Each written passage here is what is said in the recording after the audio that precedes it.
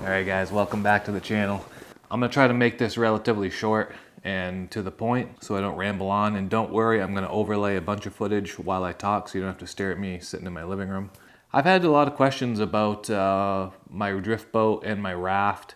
I've made a lot of videos with the raft and I'm starting to make a few here and there with the drift boat. I get a lot of questions sometimes about, how did I like the raft? How does it row? How does it compare to a drift boat? I'm looking to get my first boat. Should I get a raft or a drift boat? I figured I'd make this video and maybe it'll help you guys decide if you're looking to get a boat or not. Help you guys decide what to get. So my first boat was a raft, and I'm talking about fishing boat, a rowable fishing boat. Before that, I had never really rowed on flowing water. I did grow up on a lake, so I'd rowed boats before. I was very experienced with paddling and being on the river, but not rowing a boat. So I decided to go with a raft. And in my head, it made more sense for the water that I assumed I was gonna fish. And because I was sort of a newbie, it would be a little bit more user-friendly learning to row, being it's a raft. And now I own a drift boat. I bought it used. It's a 20-year-old drift boat, but it's like mint condition for 20 years old. And that's what I row and guide out of now. So I'm gonna talk to you guys about the differences between the two and let you guys decide what you think is gonna work for you. Let's first talk about the pros of each boat. Obviously the pros of a raft, being that it's an inflatable, these things are used in whitewater scenarios all over the place and they get the crap beat out of them.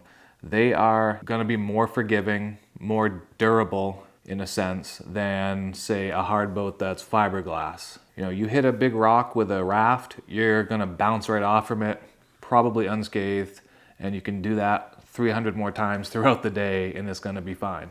You start hitting big rocks with drift boats, you're gonna start doing some damage, you're gonna have to get that stuff repaired. One of the pros of having a raft is definitely the durability and is how forgiving it is. Now, that's not to say you should go banging down through with no experience on like class 3 whitewater with it. But if you're in a situation where there's a big boulder field and you gotta kind of pick your way and you hit a few here and there, no big deal.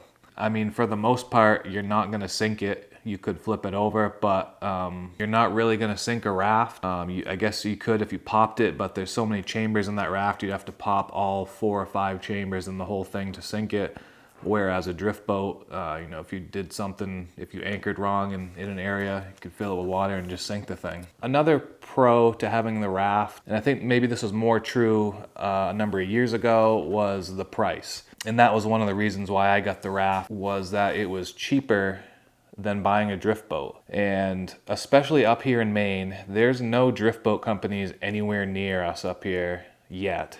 And to get one, you either have to buy a used one off from somebody, which up here in Maine, again, there's not a lot of people that even own drift boats, so it's really hard to come across a used one. If you want one, you're either gonna have to order it from a company like Clackacraft or Stealthcraft or Hyde or whatever, and either go pick it up, drive cross country, pick it up, or have them deliver it, which is gonna cost some money. And these rafts like the Hooligan XL that I got, Flycrafts, and like the NRS Slipstream, and all those type of things, I think they're probably easier to get a hold of. Some of these companies offer free shipping if you buy it. It's probably figured into the price, but they can, especially those Flycrafts, they can put them into a big box, I think, and the rowing frames come all apart. They deflate the thing and put it in a box and they ship it to you. So they're a little bit easier to get, but now I've noticed the prices on these things are really jumping up there. They're getting to be the same price as buying a really nice used drift boat, or even a new drift boat in some cases. Depending on what you're looking for, obviously I think the raft would probably be cheaper. Some guys kind of build their own with a rowing frame on top of a raft that they got for cheap or something, but there's a bunch of different ways to do it. Another pro is the versatility of the raft. With a lot of these rafts, especially the one I had a Hooligan XL, you can throw it right in the back of a full-size pickup truck without having to have a trailer for it. That was one of the reasons why we bought that raft. You know, you don't have to shuttle vehicles around as much. And you can also access water. A lot of other boats, hard boats especially, are not going to be able to get to, whether you got to drag it down over a bank or drop it off a bridge or, you know, just drag it through the bush somewhere. You're not really going to be able to do that with a drift boat. You're going to have to find a ramp. If there's a section in your river where it's really too shallow to row it and you got to get out and walk with the raft, that's something to consider as well. So you really got to look at where you're fishing, what the water's like, what the access is like. Pros with the drift boat are definitely that it rows better. Rafts just do not row that great. They just don't. Where I fish, you have to row quite a bit to get off the water at the end of the day. There's a lot of kind of frog water, I guess you'd call it, at the end of our float, and there's a lot of rowing, and it really sucks rowing heavy raft like that for a number of miles to get off the water at the end of the day. Now, some of these you can put motors on, which we ended up doing, and then it adds extra weight and extra gear you got to bring with you. I have a Clackacraft low profile now, and it's one of the better rowing drift boats probably around. It's just so nice. You give it a couple nice little backstrokes and you're up and running. You can just sit there in current and kind of it holds you there. You can crab walk sideways, and it's just way less effort than with the raft. And also, you know, being that it drafts better in the water, I think it takes less weight of your anchor to actually anchor the boat as well. I think when I had the raft, I kept adding weight. I think I was up to like 40 pounds. When you have that thing loaded down with 3 people and a motor, and you're anchored, there's a lot of water pushing against that back tube, and especially those stealth craft, the hooligans and the flycraft and stuff, they don't have a lot of like rocker to them, it seems. So the ends don't really come up high like a whitewater raft would. They're kind of more gradual, and those sink down in the water, especially when you're anchored and got somebody standing in the back with a motor and everything.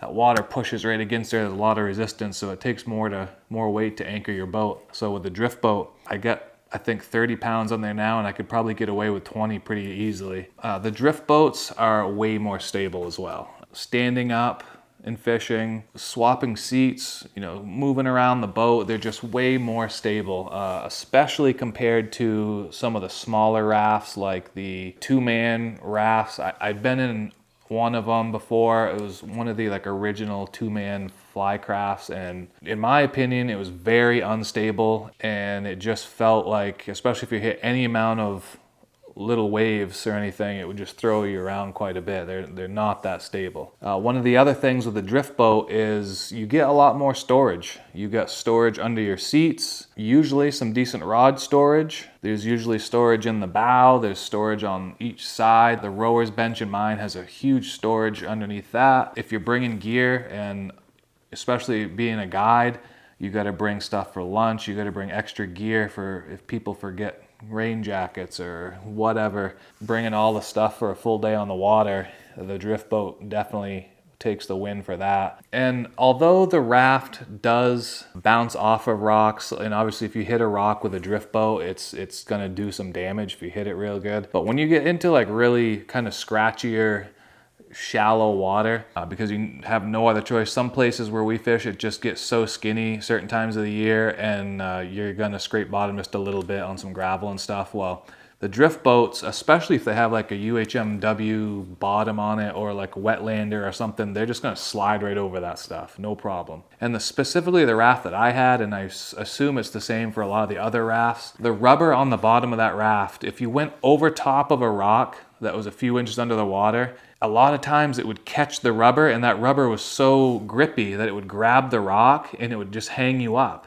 And that can put you in a real bad situation real quick if you grab the front of that raft and it spins you around in the current, and now you're sideways to the current and you're hung up on this rock, and it's just a little rock the size of my hat, and it's just holding the corner of the raft. And I don't know how many times it just gets really frustrating if you're in skinnier water with like small little, you know, baby head rocks or whatever you want to call them. So the drift boat definitely kind of goes over that stuff easier. Obviously there's a potential damage there for the boat, But a lot of these boats, they're made to kind of slide over some rocks and logs and whatnot if you have to. With the Raft, I found that I was constantly messing with the pressure in the Raft, which can be annoying. You want it real stiff and blown up real hard, just because it rows better when everything's nice and tight. But then you put it in cold water and you lose pressure out of there. To pump the floor up, make sure that's nice and hard to stand on. And then when you take it out at the end of the day, you gotta let some pressure out, put it on the trailer, because if that sun hits that thing and you've got way too much pressure in there, you're gonna blow something, one of the valves, or rip a seam or something. And the pressure, when you're using straps on a trailer, if the pressure is going down or up, you can really do some damage, either losing a strap or breaking something if you're over pressurizing it and the strap's cranked right down. So just things you got to pay attention to. And I also had some problems with the valves. They get dirty, especially the ones that you stand near on the floor, and they would leak. So I always had to kind of clean those out a couple times a year. So the reason that I don't have a Raft anymore is basically because the water that I fish 90% of the time, I don't need a Raft. I'd rather have a better rowing boat and more room and storage on the boat than having something that maybe once a year I'll go take and drag down through the woods. So I kind of had to give that up when I got rid of the Raft. But the other thing with the Raft that we had, it was actually really heavy for one person. For myself to go out, if I wanted to go by myself, there's no way I was going to drag that very far, especially if it's uphill. That thing was very heavy. Even for two guys, it was a lot of work. And lifting it in and out of a pickup truck was not easy at all. So I ended up actually buying a trailer for that Raft, and that worked pretty good. So, I mean, at that point, it was basically like having a drift boat. Like with a drift boat, you're going to have a trailer no matter what. You're going to have to store that boat somewhere.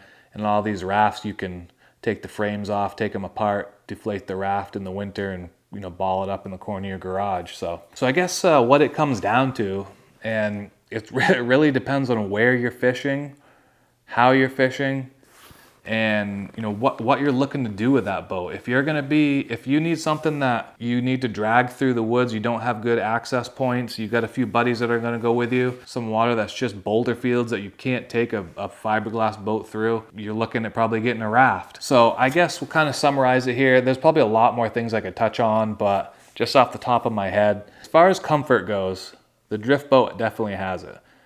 The drift boat is way more comfortable, way more stable.